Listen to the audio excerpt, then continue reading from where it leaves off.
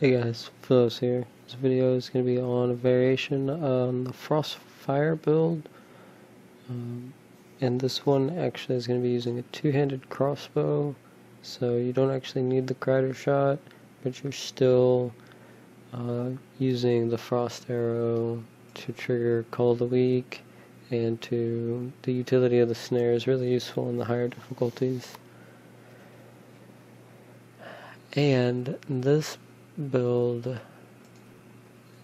basically is built around this gem here. So, they introduced a legendary gem. It's been trying out different ones. This one's doing really well. A couple other ones, obviously the pet crit is doing really well. The damage to distance one is doing well. But this one is the center. The whole build is revolving around maintaining this gem's buff for the damage increase, and when you get to rank 50 you also get a really nice bonus to your armor. And this goes up to 60% damage increase and 60% armor at the rank 50.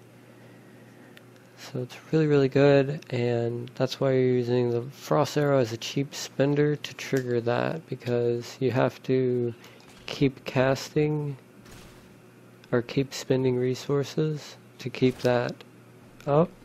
So you need something cheap to put there, and it works really well with the frost arrow to do that. Alternate between the frost arrow and the sentry to maintain that buff, and you can see the damage is increasing, and this is going to increase the damage of the sentries. As it increases, your damage increases and their damage is increasing. So it's doing really well. You can get a really massive amount of damage and armor increase from that. So it's kind of another little thing to micromanage in between, getting health globes with the Reaper Wraps for your hatred, rotating your cooldowns with the pet and the sentry. You also want to maintain this gem buff. A couple other things. The itemization is pretty much the same as previous Marauder 6 builds. You need Marauder 6. The Bombarder's Rucksack is going to be key. I like the Reaper Wraps. There are going to be some other options here for the bracers. You don't need these. Sentry modifiers are doing really well. Some things that I have noticed in the higher difficulties, greater rifts 30 to 35 plus. The skill modifier on the helmet and the cooldown reduction not doing as well with the amount of damage that monsters are doing, and the amount of time that it takes to kill the elites. Once you get into the really high greater rifts, the EHP rolls are going to be stronger than cooldown reduction, or specifically the helmet, that cluster arrow modifier on the helmet. Your sentries are only casting the cluster arrows every so often. EHP is really valuable, so running with the vitality instead of the cluster arrow, and the percent life instead of the cooldown reduction. And if it's much stronger, the performance is definitely significantly better. And also the all-res on the shoulders, which kind of changing a couple roles from cooldown reduction and cluster modifiers to EHP. I would like also some dual crit vitality. Don't necessarily need the attack speed on the gloves here, so the gloves are another good spot. You can pick up to 750 vitality there. So this is what the spec looks like. It's pretty much the same thing as the Frostfire build, a couple modifications, running awareness for the cheat death, and pretty much standard stuff. And I'm going to go and jump into a rift here and show some gameplay so you guys can kind of see the idea. Start out with getting those stacks up, just kind of shooting a couple random arrows, drop the sentry, and just build up that stack. And pretty much just like other 6-piece Marauder builds, kind of keep moving, dropping your sentries. The only difference is the new element of having the stacks.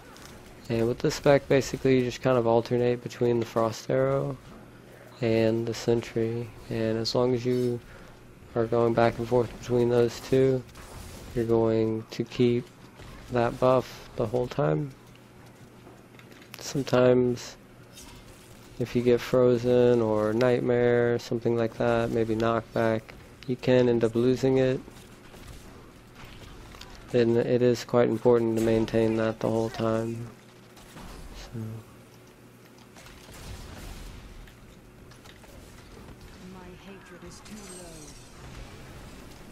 It's part of the reason why for this build I really do like the Reaper Wraps. That way, if you're ever low on the resources, you do have a way to generate. And there I just lost the stags. Just gotta keep remembering to shoot that frost arrow to keep up those stacks. It's gonna be more important the higher the level the gem is, the more important it is gonna be to maintain. So at this point my gem is pretty low. It doesn't take long to refresh the stacks. But once you get to, you know, rank 50 on the gem, you're gonna end up with 60 stacks. And it's gonna be very important to kind of be in the habit of maintaining that.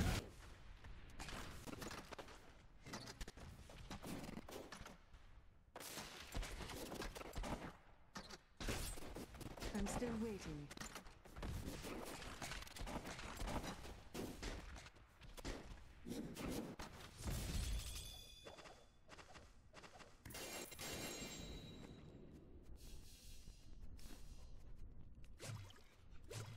I need to go back. And there you go. And yeah, this build is doing really well. Up into close to difficulty about level 40.